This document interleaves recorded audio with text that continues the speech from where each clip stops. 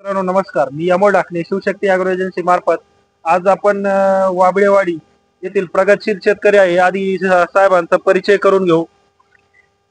माझे नाव निवृत्ती माधव वाबळे, वाबळेवाडी, शिक्रापूर, तालुका शिरूर, जिल्हा पुणे.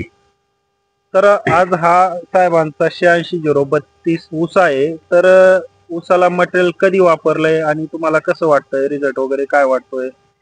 आता आम्ही तुम्ही भेसळ डोस देत होता ते 2 महिन्यापासून चालू केले आहे. बरं आणि तिथून पुन्हा आता बांधायला आलो, पुन्हा तो डोस संपूर्ण दिला होता, तो निमा तो वापरला, आता परत निमा वापरलाय. आज 10-12 वर्ष झाली आहेत.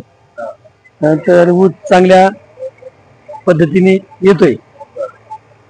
काय वाटतं तुम्हाला रासायनिक खतामध्ये आणि आपण जे बेसळ डोस देतोय KPJ industry India private limited जो बेसळ डोस आहे त्यामध्ये आपण शक्ती गोड असेल, सम्राट असेल, त्याचबरोबर सुपर लिंबोळी बेड आहे आपली, त्याचबरोबर वंडर ग्रो आहे, मायक्रोन्यूट्रन्स वगैरे जे देतोय आपण, भूमी पॉवर असेल, तर हा टोटली बेसळ डोस लिक्विड असेल.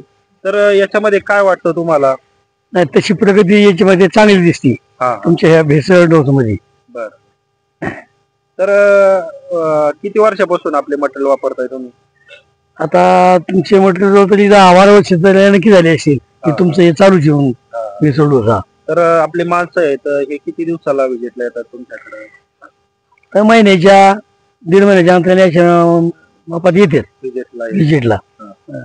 काय वाटतं सरासरी एकंदरीत तुम्हाला याच्यातून रासायनिक खर्चामध्ये कसं वाटतंय आणि खताची क्वालिटी कशी वाटते तुम्हाला? नाही, खताची क्वालिटी चांगली आहे आणि जमिनीची जे अंश कमी व्हायचा तो व्हायला फरक पडतो, होत नाही एवढा. जसे आपण ती दुकानची खतं वापरतो त्याने थोडासा अंश जमिनीचा कमी होतो. तर याच्यामुळे थोडंसं कारण बरं होते. शेणखत आपलं घरचं असतं ना. तर मुलाखत दिल्याबद्दल धन्यवाद. नमस्कार.